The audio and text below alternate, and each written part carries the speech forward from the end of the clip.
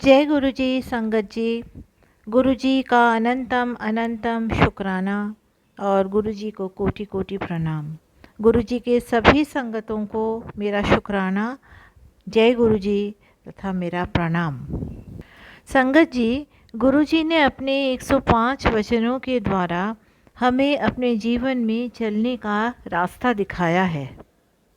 अपने 5वें वचन में गुरु जी ने कहा है कि जब हम बड़े मंदिर जाते हैं या फिर किसी दरबार में सत्संग में जाते हैं तो हमें अपने मोबाइल का इस्तेमाल नहीं करना चाहिए। अगर हम मोबाइल फ़ोन पर किसी से बात करते हैं तो उनकी ब्लेसिंग उस व्यक्ति को चला जाएगा जिससे हम बात कर रहे हैं। तो संगत जी, अक्सर मैंने देखा है कि जब मैं किसी सत्संग में जाती हूँ, गुरुजी के दरबार में जाती हूँ, तो वहाँ लोग मोबाइल का इस्तेमाल करते हैं। मोबाइल अचानक बज उठता है जिससे कि दूसरे संगतों को परेशानी होती है। हमें हमेशा अपनी मोबाइल साइलेंस पे ही रखना चाहिए। मैं मानती हूँ कि कभी कभी कुछ ऐसी ज़रूरतें आ जाती हैं जिसकी वजह से हमें अपने मोबाइल का इस्तेमाल मजबूरन करना पड़ता है, लेकिन ऐसे हालत में हमें दरबार से बाहर निकल के तभी बात करनी चाहिए।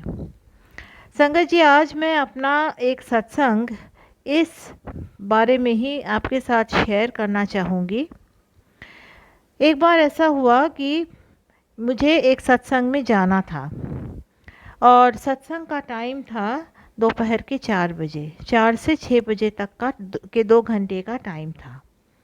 अब उस वक्त मेरी एक बहुत ही करीबी रिश्तेदार हॉस्पिटलाइज्ड हुई थी और ऐसा ही हुआ कि उनका एक बहुत ही इम्पोर्टेंट प्रोसीजर होने वाला था, लेकिन वो प्रोसीजर का टाइम डॉक्टर ने उसी के आसपास, उसी टाइम के आसपास, मतलब 4 से 6 बजे के बीच में ही उन्होंने दिया था। तो इस हालत में मैं यही सोच रही थी कि मैं कैसे सत्संग में जाऊं, क्योंकि सत्संग में जाके मुझे एक तो मेरा ध्यान गुरुजी की तरफ इतना नहीं रहेगा, एक बेचैनी सी रहेगी मेरे अंदर कि क्या हुआ क्या हुआ, प्रोसीजर सक्सेसफुल हुआ कि नहीं, डॉक्टर ने क्या कहा, ये सब लगातार मेरे मन में चलता रहेगा।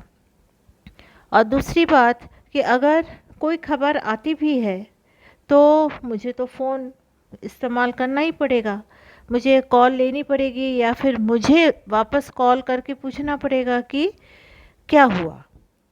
तो मैंने बहुत सोचा, मैंने गुरुजी से कहा कि गुरुजी आप ही मुझे बताओ मुझे क्या करना चाहिए।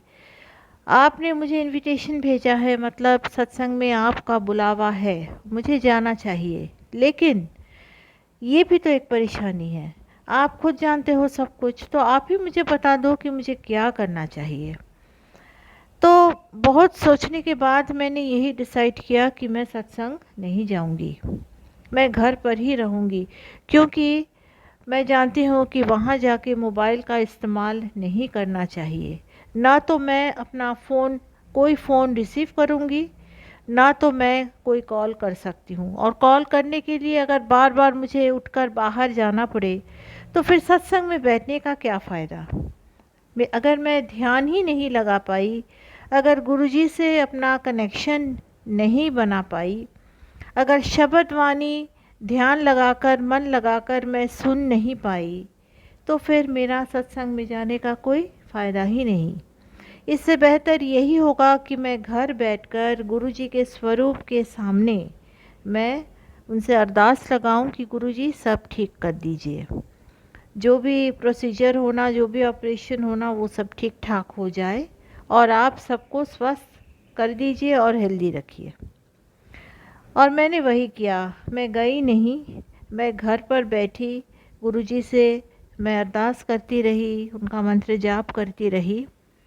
और संगत जी, प्रोसीजर हुआ 4 साढ़े 4 बजे के आसपास, और फिर 5:30 बजे मुझे यही खबर मिली कि सब कुछ सक्सेसफुल है, सब ठीक हो गया है और मेरी वो रिश्तेदार भी बिल्कुल ठीक हैं।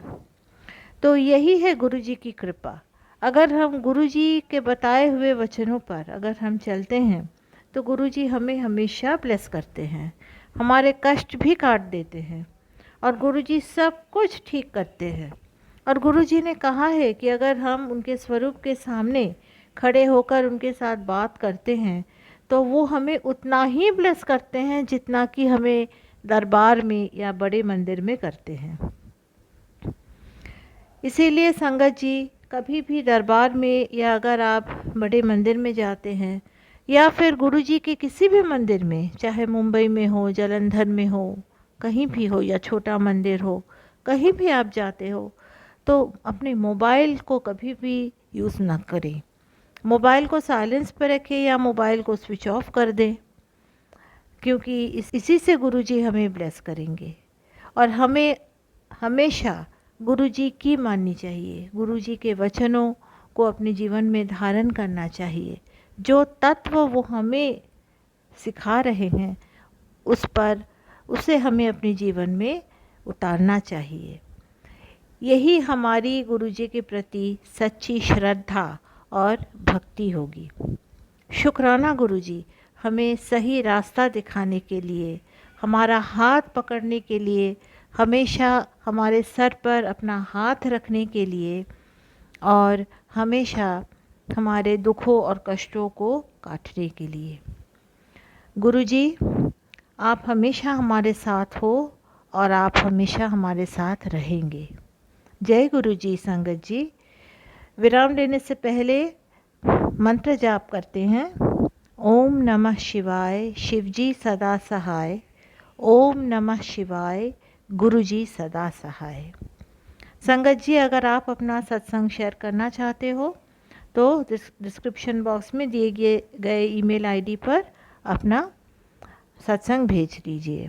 इस चैनल को सब्सक्राइब कीजिए और भी ऐसे सत्संग सुनने के लिए। जय गुरुजी।